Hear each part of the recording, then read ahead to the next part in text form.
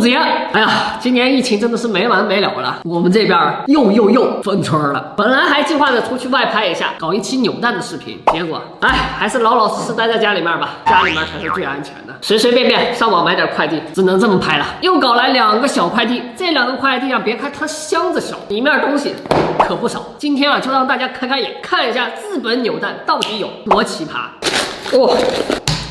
最后一个才这么小，前2个还稍微大点。第2个箱子也是一个扭蛋，一共有4个，3大1小。这3个扭蛋啊都是武器扭蛋，每一个都可以拆出来一个迷你武器。据说有的武器还可以发射，我们就先来整第一个紫色的。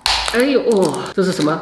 好像100MP5啊！这上面都是它的一些枪型，你看我们猜到的应该是这把，后面还有长长的说明书。看它这个样子，好像是可以发射 BB 弹的。我天哪，这么小的枪，真的里面还带了一个 BB 子弹，这就是它的枪。哇，后面这个枪托也太大了吧，感觉和它整个的比例都不怎么搭。从这里我们可以看到一个弹簧，这个应该是可以搬动的。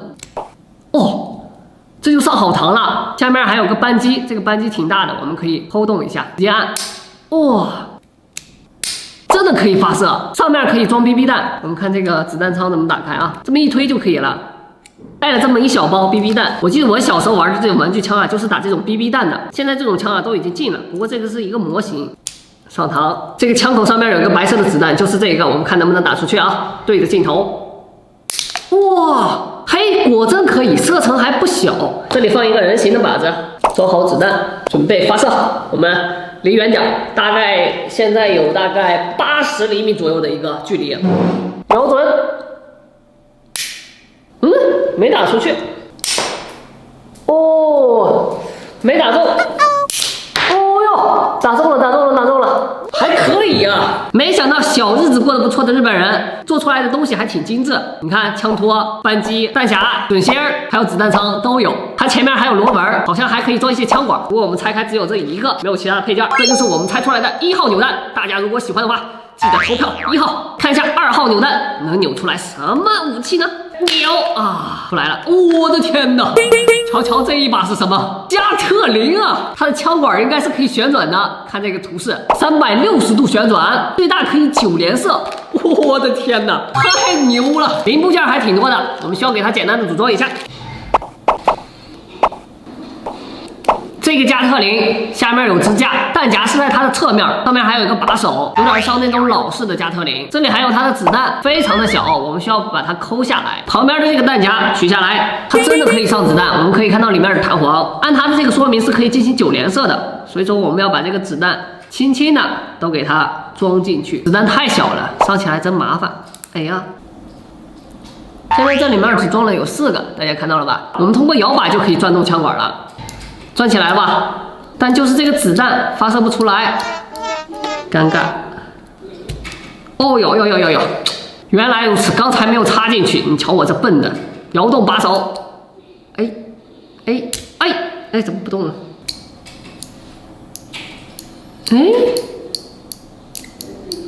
枪管这些基本上都正常，但就是不发射。现在这里面只有2颗子弹了。另外的2颗是不是给卡住了？看来这个玩具啊，不能强求。果然，这个子弹掉出来了，看来只能当一个小摆件玩了。可能是我操作不当，没办法使它发射。光是它的这个造型以及这个可玩性，即使它不发射，我都很喜欢。还能拼装，还能转动枪管，比市面上很多玩具都好太多了。第2个产品给打9分，1分是因为可能操作失误，没办法发射，太可惜了。一个冲锋枪，一个加特林，现在还有2个，我越来越期待这里面的玩具了。这是什么呢？我天哪，这是一个剑弩，需要简单的拼装，也是可以直接发射的。它的配件更加的工整。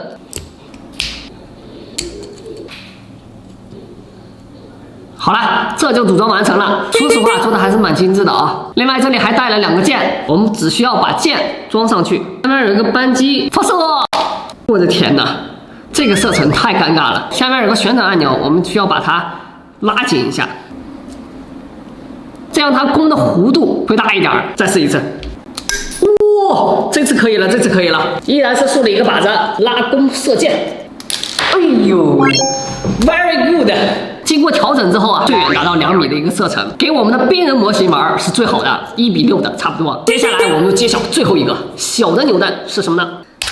哦呦，是一把小手枪，也可以发射，里面带了有这么多的皮筋儿，一看就是通过皮筋儿来进行发射的。